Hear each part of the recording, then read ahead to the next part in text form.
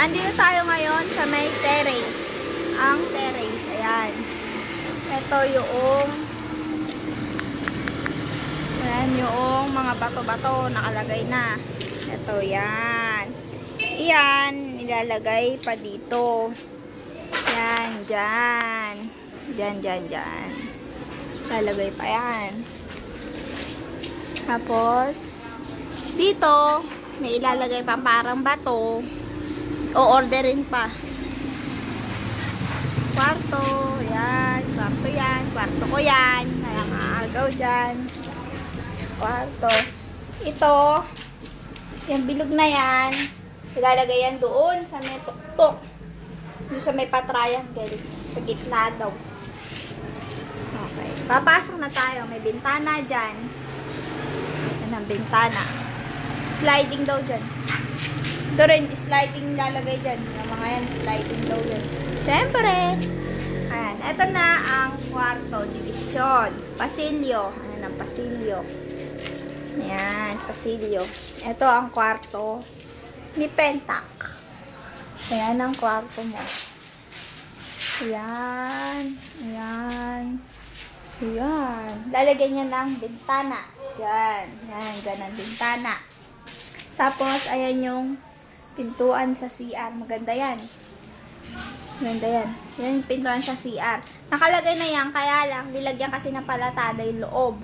Kaya inalis uli. May nilagyan ng hollow block. Tapos, babalik tayo. Ito yung ilalagay na sliding mo. Diyan, sa kwarto mo yan. Yan yung sliding na binili mo. Yan o.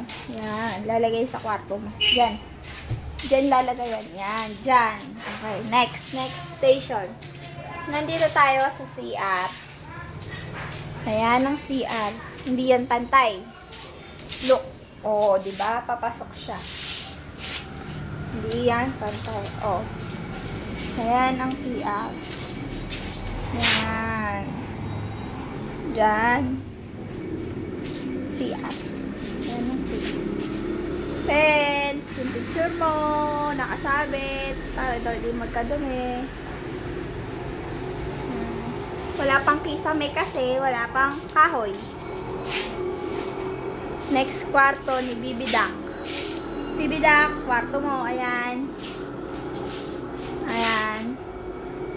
Kwarto mo, ayan. Ayan. Palagay niya ng kisame sa taas. Pasilyo yan. Ayan. Yan ang pasilyo natin. Sa may pababa. Ayan ang pababa. Kita mo yan? Ayan. Di pa tapos. Pababa. Ito, nandito tayo sa sala. Ayan, sala. Kita nyo na yan. Papakita ko lang uli. Ayan. Ito na yung lutuan. Hindi pa maayos, magulo pa. Ito yung rep. Yung rep natin, pinagawa ni mama. Ayan. Pinagawa niya yan parang bago. Diba? Bago. Saan natin yung laman? Walang laman. Ayan. Ubas. May tapa sa likod. Yellow. Yan lang ang laman ng rep. Ayan. Parang bago, no? Dito na tayo sa may gate. Matutulog yung mga tao. Lunch kasi. Ayan. Tulog sila. Yan. Ginagawa na nila yung gate. Ayan. Mas 12 dito. Sila mama nagbiyahe. Ayan. Yung set natin pinagpalit. Kaya yung pinalit na set. Dadasel yung kinuha yung set natin. Kasi wala naman daw paglalagyan. Ngayon binigay itong set niya. Okay na. Lalabas tayo ngayon. Nandito tayo ngayon sa harap. Ayan yung harap natin. Ayan, di ba nakita yung mga bato? Ayan. Dun sa triangle na ilalagay yung bilog. Itong gate na to, aalisin yan. Ginagawa na ngayon.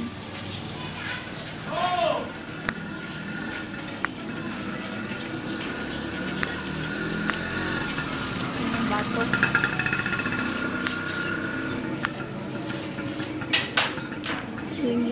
Kakalagay lang na nandiyan sa may patak yung sa taas na yan. Kakalagay lang yan. Ayusin pa yan.